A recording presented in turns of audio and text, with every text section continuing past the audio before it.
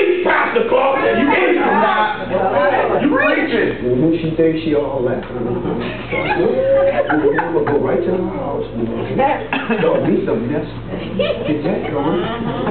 Now notice, whenever you're gonna create some trouble or play with people's emotions or feelings like you have done or have had done to you, you've always got to involve somebody else. Shout myself. Watch. You've always got to involve somebody else, because those of you who've ever played this game, it ain't no fun if you're doing this. Hello, watch. You got to do this, and then you say, put your hand.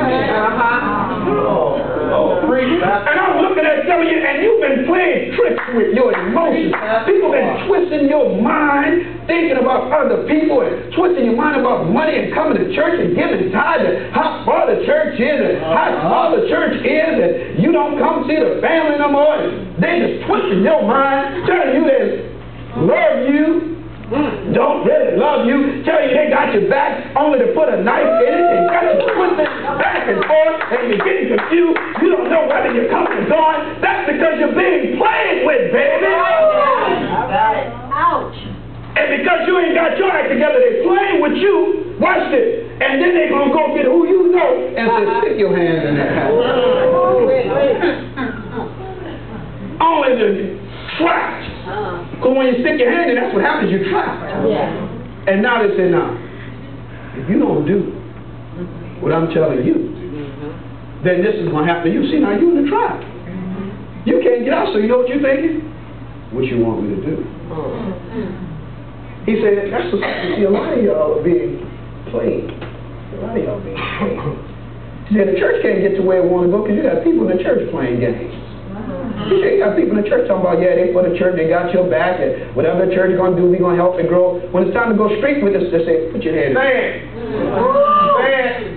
Oh, yeah, Pastor, we're going to grow, and I'll be with the church. Yeah, and whatever the church needs to do. When it's time to give, you say, I got bills. Put your hand in that. Yeah, Pastor, that's right. Yeah, it's important. We got to grow the church. Yeah, build people up in the church. And yet when people come in, they can't stay because of something you do or something. You say, put your hand in there. He said, we're going to get it together. We're going to get organized. We're going to have the women together. We're going to have the men together. Then when it's time, no men or women show up. They say, put your hand in there. I mean, you've been playing with tricks. And you know what? When you get tangled up, it's hard to get loose. It's hard to get loose. He said the problem is people have used you to hurt instead of help. People have been playing tricks. He said then, thirdly, people have been using you as a token. You ever seen people? Come on, some of you did it. You're taking a rubber band and put it on your wrist. And then, I've seen it. I've heard basketball players explain, a few that did it early on, you know. Why you got that rubber band? So, sportscaster asked me, what's the purpose of the rubber band? He said, I use it as a reminder. He said, I use the rubber band as a reminder. Here's the problem. I wish I could get through Sports Center to yell in the ear of the person who's saying that foolishness and say, it's a rubber band, not a wristband. Why would you always want to remind yourself of the pain you've been through?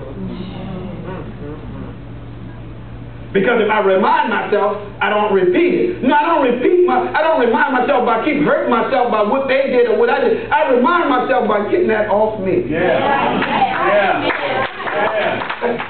don't need to keep carrying this around.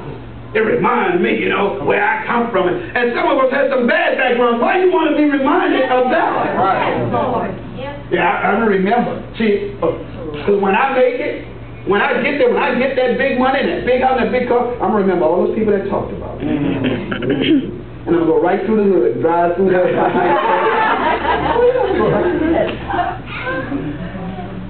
Somebody said it, and I had to ask God to forgive me because I fooled around and quoted the same thing. Somebody said, the best revenge is letting the people see you do good.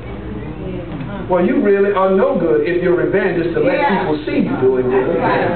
The best revenge is to just do good.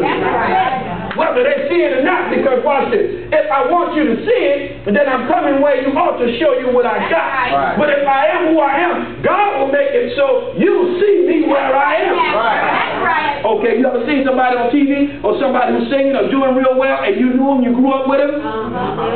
And you say, watch this. Man, I remember when... And we got to be honest, we bring them down. Yeah. We ain't gonna say nothing good about them. I remember when little TT used to be on this show. Now he is got vacuum cleaners named after him. Y'all ain't never been down. Huh? Look at her singing back up. So her hair was just a nappy. Wilson couldn't pick it. It was so nappy. Now you know what you just did? Yes. You just broke that person down in the eyes of somebody else who don't even know. Oh, who may want to be like that? You being hurtful on purpose. Yes. Lord. Yes. And guess what? Here's a true test, and you know that's you. Because hurt people hurt.